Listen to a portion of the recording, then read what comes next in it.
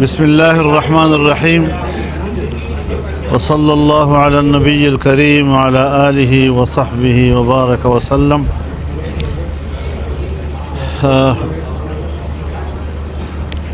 Multan media کو خوش آمدید کہتا ہوں۔ خواہش تھی کہ ملتان آیا ہوں تو آپ سے مل لوں، اور اسلام آباد کے ہنگامہ خیز ماحول کے بعد میں پہلی پریس کانفرنس آپ کے ہاں سے کر رہا ہوں۔ بہرحال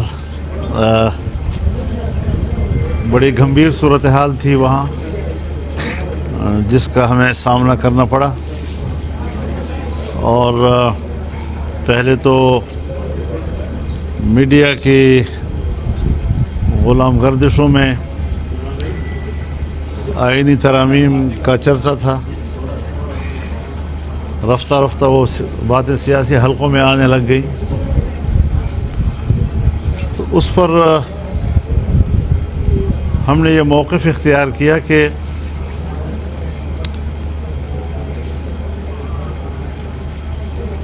بجائے اس کے کہ ہم شخصیات کو سامنے رکھتے ہوئے آئین میں ترمیم کریں، کیوں نہ ہم عدالتی اصلاحات کی طرف جائیں۔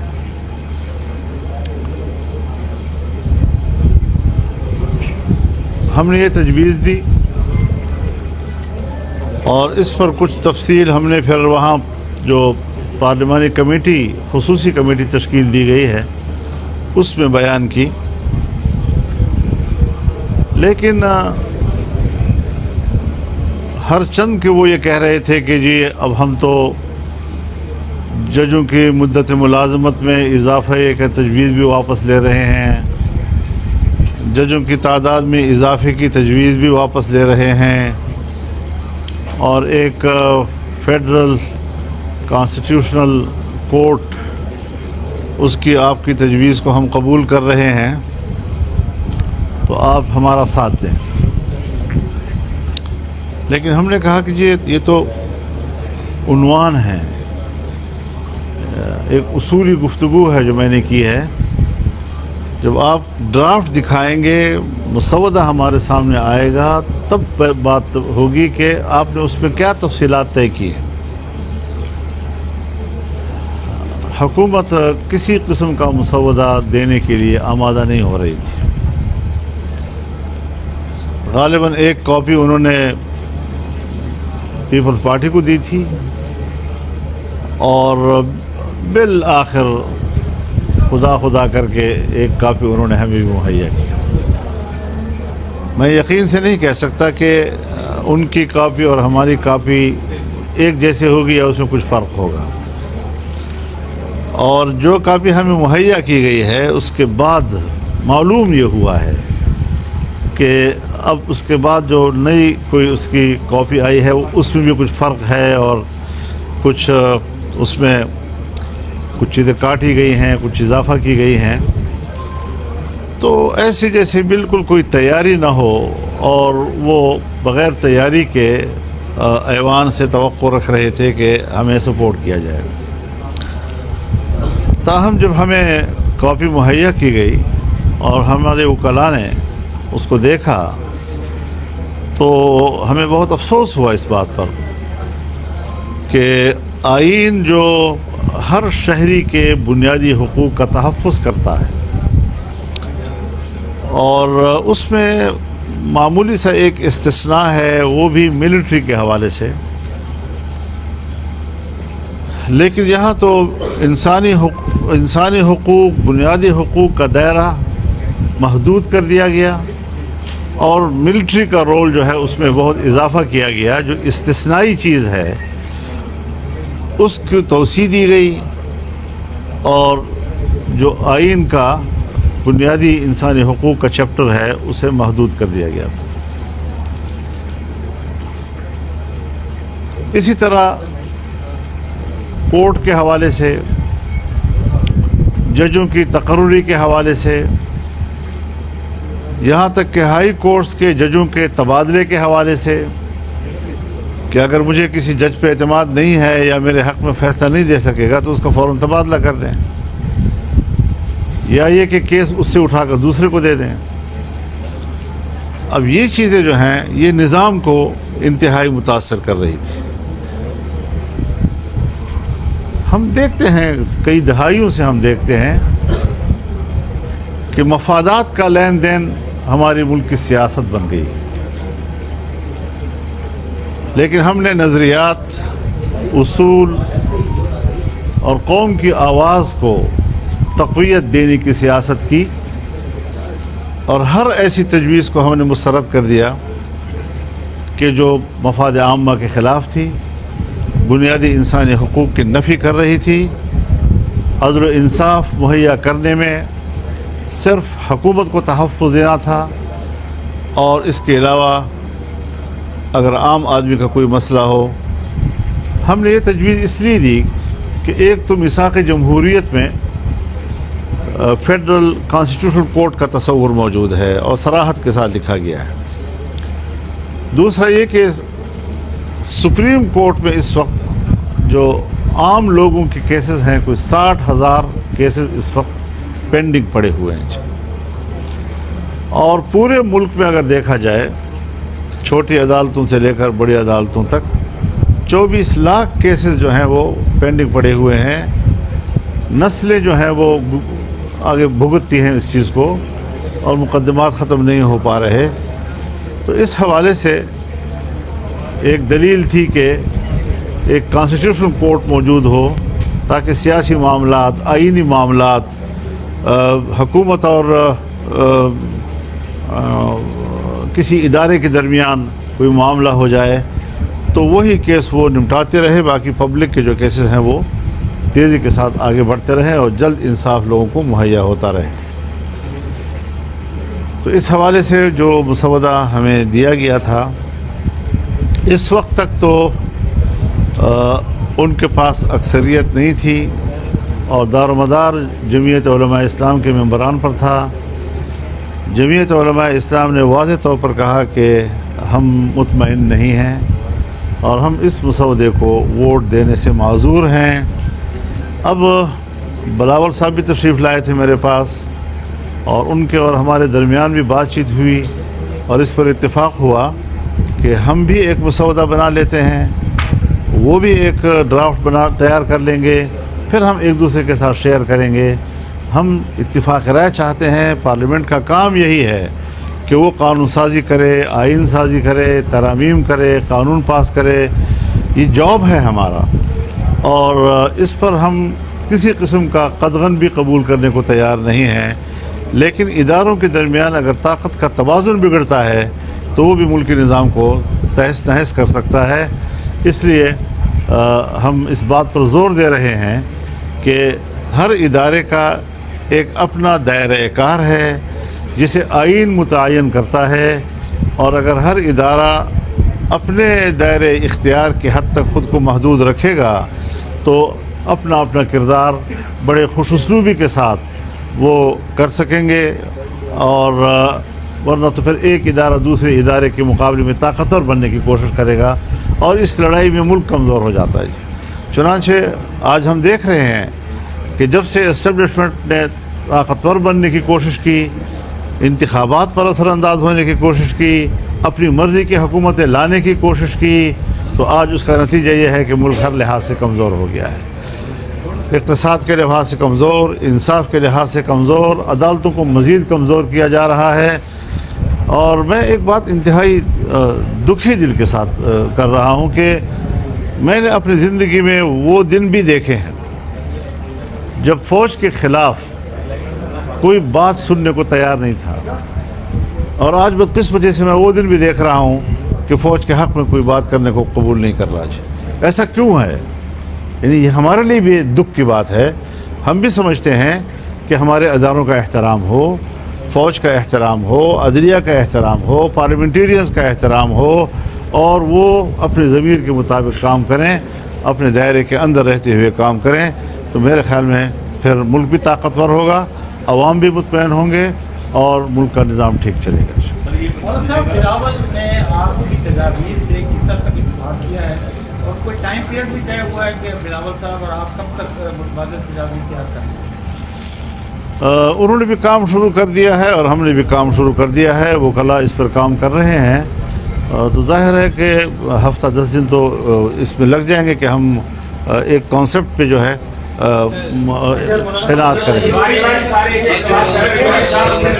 تیار کر رہے ہیں، جو ایک آپ ڈرافٹ تیار کر رہے ہیں، اس میں آپ کا کیا مطلب اس کا فوکس کیا ہوگا کہ اس میں انسانی حقوق کے حوالے سے بات ہوگی، عدالتوں کے حوالے سے، یا آئینی کانسٹیٹیوشنل کورٹ کے حوالے سے؟ ہمارا تو ظاہر ہے جی کہ جس پر اتفاق رائے ہے وہ کانسٹیٹیوشنل کورٹ کے قیام پر ایک اتفاق رائے موجود ہے، لیکن یہاں پر ہمیں ایک بدنیتی نظر آئی ہے کہ کانسٹیٹیوشنل کورٹ کی تجویز قبول کر کے بھی وہ عدالتی ڈھانچہ اس طرح تشکیل دے رہے تھے کہ مخالفین کی گردن زدری کرے اور اپنے مفادات کے لیے اس کو استعمال کرے۔ جب آپ ایک اصول کی بات بھی قبول کرتے ہیں، اچھی بات بھی قبول کرتے ہیں، لیکن اگر اس میں نیتیں خراب ہو جاتی ہیں اور آپ سے دوسرا کہے کہ آپ تو یہ چیز کر رہے ہیں لیکن اس کی جو تشکیل آپ کر رہے ہیں وہ تشکیل نیک نیتی پر مبنی نہیں ہے، تو پھر بھی وہ کام جو ہے وہ مقصد حاصل نہیں کرتا۔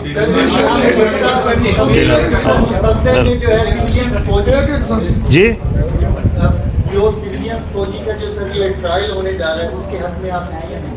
میں سمجھا نہیں آپ کی بات۔ میں یہ کہہ رہا ہوں سر کہ جو مجوزہ مسودے میں سویلینز کے فوجی ٹرائل کی شک شامل تھی، کیا آپ سویلینز کے فوجی ٹرائل کے حق میں ہیں یا نہیں؟ میں نے تو یہی بات آپ سے کیا نا کہ بنیادی حقوق کا دائرہ محدود، ملٹری کا جو استثناء تھا ایک خاص حد تک اس کو توسیع دے دی گئی ہے، تو یہ چیزیں ہم سمجھتے ہیں کہ بنیادی حقوق کو پامال کر رہی ہیں۔ ہم بنیادی حقوق کو تحفظ دینے کے ضامن ہیں اور پارلیمنٹ کو اس کا ضامن ہونا چاہیے۔ جی ہاں، اسپیکر قومی اسمبلی نے خط لکھا اور اس کے اندر انہوں نے نشستوں کا باقاعدہ نمبرنگ دی ہے۔ آپ کی جماعت کو بھی انہوں نے 3 سیٹیں اضافی مخصوص سیٹوں کے لیے دکھائی ہیں۔ اگر الیکشن کمیشن اس کا نوٹیفیکیشن جاری کر دیتا ہے تو پھر تو حکومت کی جو ہے وہ 2/3 جو ہے وہ پوری ہوتی ہے، پھر آپ کہاں کھڑے ہوں گے؟ ہم پھر بھی اپنے موقف پہ کھڑے رہیں گے اور کوشش کریں گے کہ ان کو کوئی غلط فیصلہ یا غلط قانون سازی سے روکیں۔ جو بھی ہماری قوت ہوگی، جتنی ہماری قوت ہے ہم اتنے ہی ذمہ دار ہیں، اس سے زیادہ کیوں تو ہم ذمہ دار نہیں ہیں، لیکن کبھی بھی ہم آئین کو تہوبالا کرنا، عدلیہ کو تہوبالا کرنا، کسی بھی ادارے کو تہس نہس کرنا، اس کو نقصان دینا، اس کی ہم حمایت نہیں کریں۔ بلاول صاحب کہتے ہیں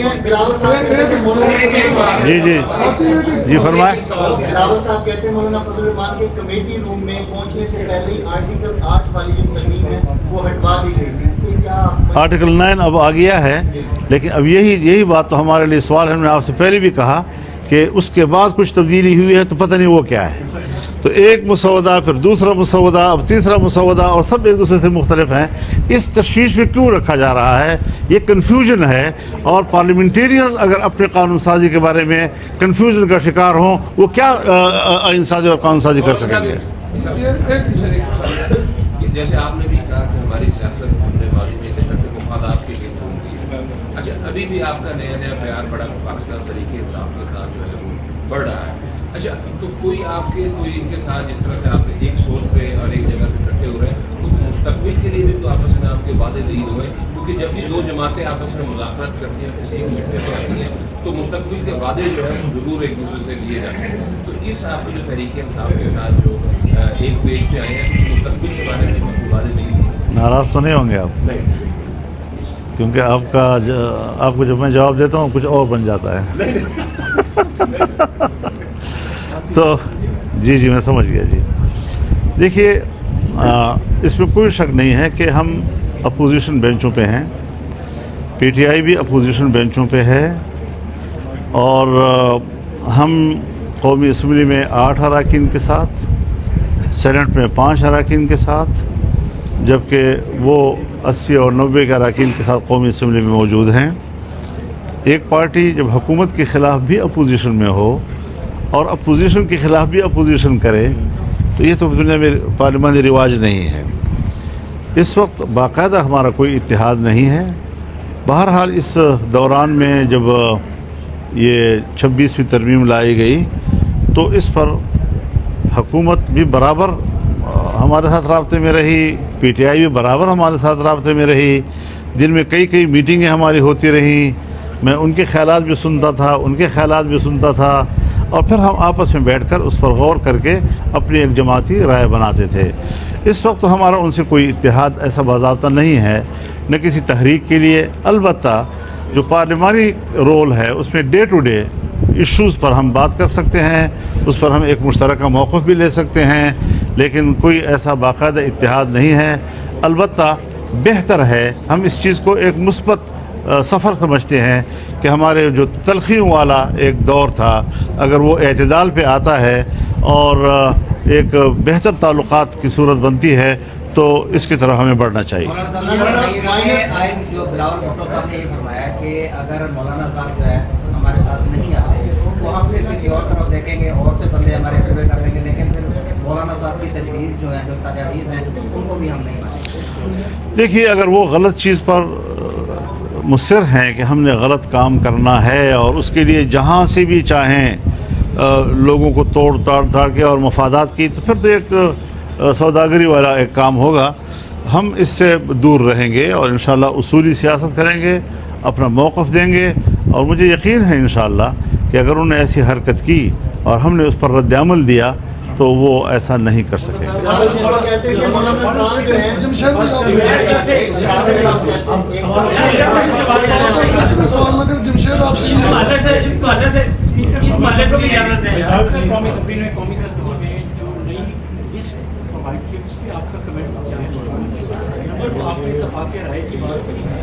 اس کے امکانات کتنے فیصد ہیں کہ ہو سکتی ہیں آئینی ترمیم پر؟ اب کتنے امکانات باقی ہیں؟ تیسرا یہ کہ ویسے سوال کر رہے تھے کہ بلاول بھٹو صاحب نے کہا کہ مس کمیونیکیشن مجھے لگتا ہے کہ JUIK کے ساتھ ہوئی ہے، اور اس میں ہم سمجھتے ہیں کہ شاید کوئی غلطی ہے۔ ان تینوں چیزوں پہ آپ کا کوئی؟ میرے خیال میں اگر ایک پارٹی چیئرمین وہ یہ سمجھتا ہے کہ مس کمیونیکیشن ہوئی ہے اور اس کو نہیں ہونا چاہیے، تو میں اس کو اپریشیٹ کرتا ہوں، اور میں سمجھتا ہوں کہ ہمارے درمیان کوئی غلط فہمی نہیں ہونی چاہیے۔ اختلاف رائے ہو سکتا ہے لیکن غلط فہمی نہیں ہونی چاہیے کہ وہ کچھ سمجھے اور ہم کچھ سمجھیں، اور اگر ہم کسی اتفاق رائے تک پہنچتے ہیں تو میرا خیال میں یہ ایک اچھی علامت ہوگی پاکستانی سیاست کے لیے۔ جی دیکھیے، میں نے پھر وہی لفظ دہراؤں گا کہ بات تو بعض دفعہ اچھی ہوتی ہے، اصولاً ہم اس کی حمایت بھی کرتے ہیں، لیکن اس موقع پر اور اس طرح کا کرتب دکھانا، اس کے پیچھے نیت کیا ہو سکتی ہے وہ ذرا آپ خود سوچ لیں کہ ایک غلط ترمیم کو پاس کرنے کے لیے وہ فوری طور پر اتنا بڑا اقدام کر رہے ہیں، تو اس سے ظاہر ہے کہ ان کو کوئی سیاسی فائدہ نہیں پہنچے گا۔ بس یہ ہے کہ جو لوگ ان سے خدمت لے رہے ہیں شاید وہ خدمت کرنے میں کامیاب ہو جائیں۔ پہلی بار ایک ایسا موقع آیا ہے کہ پاکستان کی پوری سیاست، پوری اسٹیبلشمنٹ اور جو بیوروکریسی اور دیگر جو ادارے ہیں وہ تمام جو ہے وہ آپ کے گرد گھوم رہے ہیں اور سیاست آپ کی مٹھی میں ہے۔ کیا اس وقت آپ کیونکہ مدبر اور زیر سیاستدان ہیں تو پورے پاکستان جو ہے وہ آپ کو اس پر تسلیم کرتا ہے، کیا اس وقت آپ مین اینکر کا رول پلے کرتے ہوئے حکومت اور پاکستان میں جو عدم استحکام ہے اس کو ختم کرنے کے لیے پازیٹیو کردار ادا کر رہے ہیں یا کریں گے؟ دوسرا سوال یہ ہے کہ جو KPK میں اور بلوچستان میں جو دہشت گردی ہو رہی ہے اور پیچھے سے افغانستان کے ذریعے انڈیا جو ہے ہمارے ملک میں دہشت گردی کر رہا ہے، اس کے لیے اس حوالے سے آپ کا کیا؟ آپ نے تو بڑی تصویر کھینچ دی ہے، مجھے تو تبصرہ کرنے کی بھی ضرورت نہیں پڑے گی شاید۔ دیکھیے، بنیادی بات پھر وہی ہے کہ ہم نے ایک آئینی رول ادا کرنا ہے، اور بدقسمتی یہ ہوتی ہے کہ ہماری اسمبلیاں جو ہیں وہ عوام کی منتخب جو ہے وہ نہیں ہوا کرتی، وہ اسٹیبلشمنٹ کی خواہشات کی بنیاد پر اور ان کی نادیدہ کارکردگی کی بنیاد پر تشکیل دی جاتی ہیں۔ پھر یہی نتیجہ نکلتا ہے کہ نہ وہ اقتصاد پہ کنٹرول کر سکتے ہیں، نہ وہ امن پہ کنٹرول کر سکتے ہیں، نہ وہ عوام کو مطمئن کر سکتے ہیں۔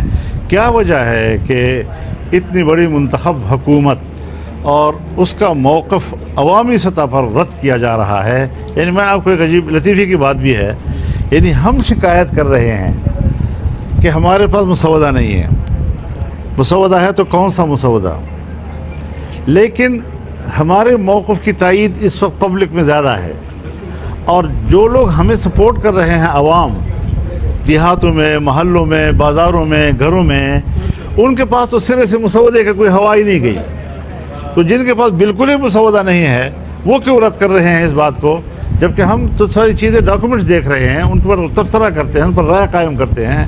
یہ ہے وہ عوامی سوچ جو اس وقت سامنے آئی ہے کہ کیا یہ پارلیمنٹ واقعی عوام کی امنگوں کی ترجمان ہے.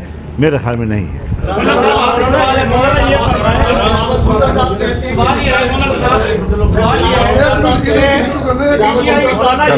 چلے بلاول بھٹو صاحب رہ جائیں گے. مشترکہ مسودے کے لیے جو ہے اگر مولانا صاحب ہمارا ساتھ نہیں دیتے تو پھر جو ہے وہ آپ کی تجویز کے بغیر جو ہے وہ مسودہ منظور کر کے دے گا. کتنی دفعہ آپ کو اس موبائل پر سوالات آ رہے ہیں اور آپ کر رہے ہیں, آپ سوالات آ رہے ہیں اور آپ کر رہے ہیں. عوام میں سب سے زیادہ مقبولیت جو ہے اب اس وقت آپ کی بزرائی ہو رہی ہے, سوشل میڈیا پہ بھی ہم دیکھتے ہیں, پی ٹی آئی والے بھی آپ کو اب چاہنے لگے ہیں. آپ کیسے دیکھتے ہیں پی ٹی آئی والے ٹھیک ہے ان کا اب جلسہ ہو جا رہا ہے, ان کو این او سی بھی جاری کیا جا رہا ہے, تو دیکھیے پاکستان میں یا نہیں ہونا چاہیے؟ ایسے ماحول میں لوگ بٹ جاتے ہیں. ایک ہم لوگ ہوتے ہیں جو کسی پرابلم کو انجوائے نہیں کر سکتے, ذمہ داری کے ساتھ ہماری پورا فوکس ہوتا ہے کہ ہم اس پر کیا رائے قائم کریں, اس کو کس طرح حل کریں. ایک طبقہ وہ ہوتا ہے جو اس صورتحال کو انجوائے کرتا ہے. تو اس ساری صورتحال میں کم از کم اس بات سے متاثر نہیں ہوں, کیونکہ ہم نے مقصد کو دیکھنا ہے, کاز کو دیکھنا ہے, عوام کی خواہشات کو دیکھنا ہے, ان کی ضرورتوں کو دیکھنا ہے, آئین کو تحفظ دینا ہے, پارلیمنٹ کو تحفظ دینا ہے, عدلیہ اور فوج کے اپنے دائرۂ کار کو تحفظ دینا ہے. ہم چاہتے ہیں کہ ادارے طاقتور ہوں اور اپنے دائرۂ کار میں کام کرتے ہیں. دیکھیے جلسے سے میرا کیا سروکار ہے یار, کیا سروکار ہے میرا اس کے ساتھ.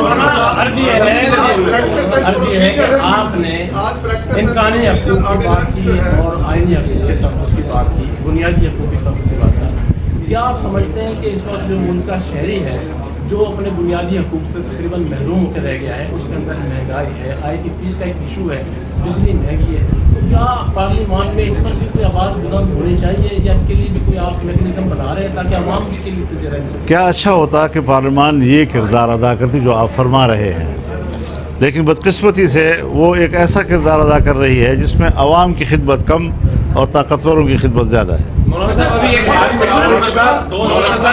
2018 کے الیکشن کے بعد سر آپ اپوزیشن میں تھے, اب پھر آپ اپوزیشن میں تھے. اس وقت سر پی ڈی ایم کی صورت میں آپ نے حکومت آپ کی وسط سے آپ اس میں لیڈ کر رہے تھے, تو حکومت بن گئی اور خان صاحب چلے گئے.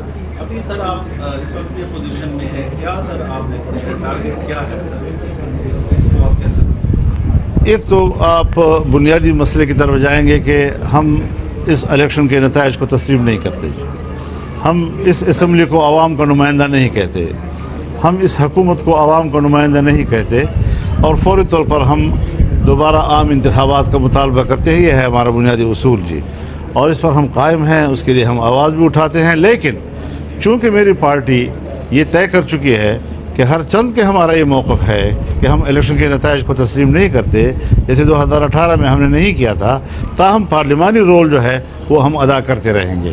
پارلیمانی رول سے اگر ہم بالکل ہٹ جاتے ہیں تو پھر معاشرے میں کیا اس پہ اثرات ہوتے ہیں, وہ منفی اثرات بہت زیادہ ہوں گے. تو ہم اپنے پارلیمانی رول کو بھی رکھنا چاہتے ہیں, لیکن اپنا موقف بھی زندہ رکھے ہوئے. چند دن پہلے بڑے افسوس کے ساتھ دوستوں نے سوال بھی کیا تھا کہ بلوچستان کی صورتحال جو ہے وہ بہت زیادہ گمبھیر ہو. ایک طرف ملک میں یقیناً آئینی بحران ہے, آپ نے بڑا کردار ادا کیا ہے, اس کو بچایا, لیکن یہ جو دہشت گردی کی فضا ہے اس کے بارے میں آپ کا موقف کیا ہونا چاہیے ہوگا؟ پہلے محکمہ سامنے آ چکا ہے, لیکن کچھ سخت اقدامات کی ضرورت ہے, اور اس کے لیے آپ کیا کہیں؟ دیکھیے کچھ باتیں تو ایسی ہیں جو اگر پبلک کی طرف سے مطالبہ آتا ہے, چاہے وہ کے پی میں ہے چاہے وہ بلوچستان میں ہے, کہ ہمارے جو لاپتہ افراد ہیں ان کو بازیاب کیا جائے یا ان پر کھلے مقدمات لگائے جائیں اور ان کو عدالتوں میں پیش کیا جائے تو یہ ایک جائز مطالبہ ہے ہمارے نظر میں. اور میرے خیال میں جب کسی کی اس طرف نظر نہیں تھی تو مجھے یاد ہے میں نے کوئٹہ کے میزان چوک میں اس مسئلے پر تقریر کی تھی اور سخت الفاظ کے ساتھ کہا تھا کہ گمشدگی جو ہے یہ ایک خاندان کے لیے انتہائی کرب کا باعث ہوتا ہے جی. لیکن اب لوگوں کو اپنے بچے تو مہیا کرو, ان کے پیارے تو ان کے ساتھ ملاؤ کہیں سے. تو یہ ایک بنیادی پرابلم ہے. دوسری وجہ یہ ہے حضرت کہ لڑائی تو ہر جگہ پر ہے. بلوچ ایریاز میں بھی ہے, پشتون ایریاز میں بھی ہے. آج بھی شمالی وزیرستان میں جنگ ہو رہی ہے, جنوبی وزیرستان میں بھی جنگ ہو رہی ہے. ہمارا ٹانک, ڈیرہ اسماعیل خان, لکی مروت, بنو, یہاں تو مغرب کے بعد پولیس نظر ہی نہیں آتی اور موٹر ویز تک کو بالکل چھوڑ دیا ہے, ان کی حفاظت کرنے بھی چھوڑ دیا انہوں نے. تو جہاں ریاست جو ہے وہ آپ کے تحفظ کے لیے تیار ہی نہیں ہے, وہ اپنے تھانوں میں جو ہے وہ سکڑ جاتی ہے اور رات کے وقت کوئی نظر نہیں آتا, تو پھر مسلح گروہ ہی جو ہے وہ گلی کوچوں میں سڑکوں پہ سامنے ہوں. مولانا صاحب یہ حال ہی میں چند دن پہلے ایک تقریب ہوئی جس کے اندر زیادہ کی خرید اور افغانستان کے قوم سمجھانے کے دو لوگ آئے اور وہ قومی ترانے پہ نہیں کھڑے ہوئے. اس کے اوپر بڑی بحث ہے, مختلف علماء کرام کا یہ کلپس بھی جو لوگ ترانے پہ کھڑے جو ہے نا کھانا شرم جائز نہیں. نہیں, یہ ایسا نہیں ہے, ایسا نہیں ہے. آپ بھی مذمت کرتے ہیں. زیادہ تر یہ سوال وہ لوگ کرتے ہیں جو اللہ کے سامنے بھی کھڑے ہونے کو تیار نہیں ہوتے اور جھنڈے کے لیے کھڑے ہونے کو فرض عین سمجھ لیتے ہیں. کھڑا ہو گیا تو احترام ہے, ہم تو سب کھڑے ہو جاتے ہیں جی. لیکن اس کو کھڑے نہیں ہوئے تو کچھ بھی کوئی آسمان نہیں گرتا. آرڈیننس جو ہے وہ بات جاری ہو گیا. میں آپ کی بات کو آگے بڑھاتا ہوں کہ وہ آئینی عدالت جو ہے قائم کرنے میں بھی 2 نمبر سے کام دے رہے ہیں. اس میں بھی شیئر 2, 3 اور 7 میں جو ہے وہ سارے اختیارات جو ہیں انہوں نے چیف جسٹس کو دے دیے ہیں. آپ اس پر کیا کہیں گے؟ پریکٹس اینڈ پروسیجر آرڈیننس سے بات نہ کریں. میں سرسری طور پر تو میں نے دیکھا ہے اس کو, اور جو کام وہ پارلیمنٹ میں نہیں کر سکے اس کو پارلیمنٹ سے بائی پاس کر کے آرڈیننس کے ذریعے وہ لا رہے ہیں. تو آرڈیننس جو ہے وہ بدنیتی پہ مبنی ہوگا, اس پر اعتراضات ہوں گے. جب پیپلز پارٹی نے ہم سے بات کی ہے اور ہم نے سنجیدگی سے ان کی گفتگو کو لیا ہے اور ہم بڑے سنجیدگی کے ساتھ چاہتے ہیں کہ ان امور کے اوپر ہم ایک پیکج پہ ہم اتفاق کر لیں, ایک مسودے پہ ہم اتفاق کر لیں, تو یک طرفہ طور پر اگر پریزیڈنسی سے ایسا آرڈیننس جاری ہوتا ہے تو ظاہر ہے کہ وہ تو صدر بھی ہے لیکن پیپلز پارٹی کا کو چیئرمین بھی ہے, تو وہ اپنی پارٹی کی رخ کو تبدیل کر رہے ہیں اور وہ یہ شاید پاکستان پیپلز پارٹی اور جے یو آئی کے درمیان مفاہمت کے درمیان رکاوٹ بن سکتا ہے. کسی دوست ملک کے ذریعے بھی آپ پر دباؤ ڈالا گیا, کیا سچ؟ بھئی آپ حضرات اپنے چینلوں پہ بیٹھ کر, ڈیسک پہ بیٹھ کر جو چاہیں کہیں, میرا اس سے کوئی سروکار نہیں. آپ یہ سمجھتے ہیں کہ حکومت اپنا ٹینیور پورا کر لے, دیگر لوگ ہیں. میرا تو خیال یہ نہیں ہے کہ وہ پورا کر سکتی ہے, کیونکہ ان کی جو پالیسیاں سامنے آ رہی ہیں عوام کے اندر بہت زیادہ ناراضگی بڑھتی جا رہی ہے. لوگ مہنگائی سے تنگ ہو چکے ہیں, ہر فرد جو ہے وہ تکلیف محسوس کر رہا ہے. بجلی نہیں ہے, اور اگر کسی کے پاس کوئی سکت ہے تو وہ بھی جنریٹر چلاتے ہیں اور اس پہ جو خرچہ آتا ہے اس کا آپ خود اندازہ لگائیں کہ کس طریقے سے مڈل کلاس کے لوگ بھی وہ بھی مشکل میں مبتلا ہیں. تو اس سارے صورتحال میں عوام تو ویسے بھی مطمئن نہیں ہے. اور یہ جو آج پبلک جس کے پاس مسودہ ہی نہیں ہے, جنہوں نے کچھ پڑھا ہی نہیں ہے لیکن جذباتی طور پر کہہ رہے ہیں کہ حکومت کے ساتھ نہیں جانا چاہیے, یہ وہ پبلک کی ناراضگی ہے کہ حکومت ان کے زندگی کو آسان نہیں بنا سکے اور ان کی زندگی مشکل ہوتی جا رہی ہے. بہت بہت شکریہ آپ کا.